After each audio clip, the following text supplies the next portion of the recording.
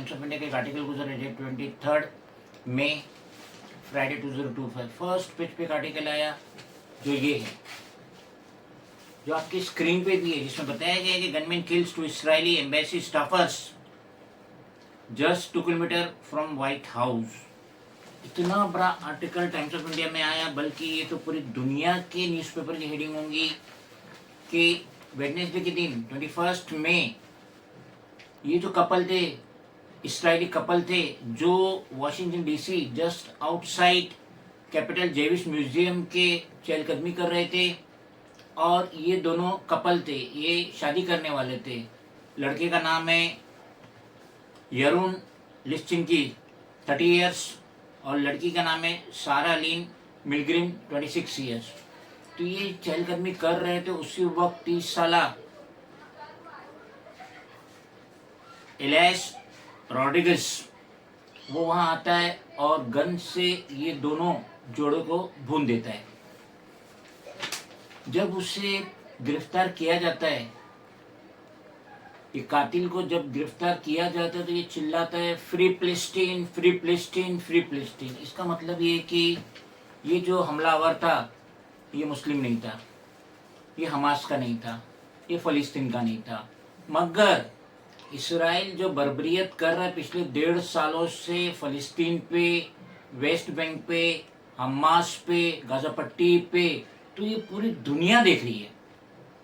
पूरी दुनिया उससे रिक्वेस्ट कर रही है कि जो ट्रक है, मदद के ट्रक है, उससे इंटर किया देना चाहिए, मगर वो नहीं मान रहा है। और डेली 50 से 100 फ़लस्तीनियों को कत्ल कर रहा है, जिसमें औरतें भी और बच्चे भी है। तो शायद ही आज से 2-3 साल पहले पूरी दुनिया के लोग फ़लस्तीन का नाम जानते होंगे। मुस्लिम तो जानते ही है, लेकिन पूरी दुनिया के लोग नहीं जानते थे, यूरोप नहीं जानता था। लेकिन जब से 1.5 सालों से इसराइल जो मासूम फ़लस्तीनियों पे बर्बरियत कर रहा है, जुल्म ढा रहा है, कत्लेआम कर रहा है, तो पूरी दुनिया का सपोर्ट मिला। फ़लस्तीन को पूरी दुनिया का सपोर्ट मिला। और आज यूरोप के कई ममालिक के जो फ़लस्तीन को एक्सेप्ट कर रहे हैं, एक कंट्री के तौर पे एक्सेप्ट कर रहे हैं। लेकिन इस दौर में ऐसा हादसा होना, भले ही नेतन्याहू अपनी तरीके से पूरा जुल्म कर रहे हैं मासूम भोले भाले फ़लस्तीनियों पे, गाज़ा पट्टी पे, वेस्ट बैंक पे, लेकिन ये जो कपल थे, 30 साल का यरून और 26 साल की सारा, इनका कोई इन्वॉल्वमेंट नहीं था। ये वॉशिंगटन डीसी की एम्बेसी, इसराइली एम्बेसी में काम करने वाले थे और ये शादी भी करने वाले थे। लेकिन ये जो कातिल है एलेस, उसको इतना गुस्सा था, इतना जुनून था कि इसराइल के नेतन्याहू जो बेगुनाह फ़लस्तीनियों पे कत्लेआम कर रहे हैं, बमबारी कर रहे हैं। आज की रिपोर्ट ये, रोज 50 से 100 मासूम भोले भाले फ़लस्तीनी कत्ल हो रहे, उनकी मौत वाक़ई हो रही है, जिसमें नौजवान भी है, बच्चे भी है और औरतें भी है। इसराइल ने पूरा तबाह बर्बाद कर दिया है वेस्ट बैंक को, गाज़ा पट्टी को। तो ये जो एलेस है, इसको जुनून हुआ और उसने इस तरीके से ये 2 बेगुनाहों का कत्ल किया, इसराइली कॉन्सुलेट में काम करने वाले बेगुनाहों का कत्ल किया। लेकिन हम इसका बिल्कुल रिकमेंड नहीं करेंगे। और अगर इस तरीके के जो हादसे होंगे इसराइलियों के साथ, इस तरीके के हादसे दूसरे मुल्कों में होंगे, तो उससे क्या होगा, जो सपोर्ट मिल रहा है फ़लस्तीन को, जो सपोर्ट मिला पूरी दुनिया का, वो ख़त्म हो जाएगा।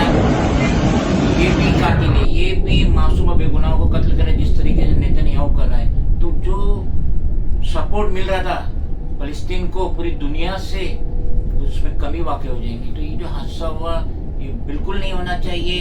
पूरी दुनिया समझ रही है, दिल से समझ रही है कि नेतन्याहू गलत कर रहा है, गलत बमबारी कर रहा है, किसी की नहीं सुन रहा है। पूरी दुनिया रिक्वेस्ट कर रही है कि बमबारी बंद कर, सीज फायर कर, लेकिन 1.5 साल से उसकी बमबारी जारी है। और अब ये जो हादसा हुआ, एलेस ने जैसे सारा को और यरून को कत्ल किया, 2 किलोमीटर के फासले पे था। वॉशिंगटन का जो व्हाइट हाउस है अमेरिका का, उससे 2 किलोमीटर के फासले पे इतना बड़ा हादसा होने हुआ। पूरे एरिया को सील कर दिया गया है, पूरी इन्वेस्टिगेशन जारी है और कातिल को अरेस्ट कर लिया गया। लेकिन इस तरीके के हादसे और नहीं होना चाहिए, वरना जो जोश जुनून मिल रहा है फलस्तीन को, वेस्ट बैंक को, हमास को, गाजा पट्टी को, वो सब खत्म हो जाएगा और इस तरीके का जो सपोर्ट दोबारा पैदा होना बहुत ही मुश्किल है। ये जो हादसा हुआ है वेडनेसडे 21 मई को, इस तरीके हादसे कतई नहीं होना चाहिए और किसी को पर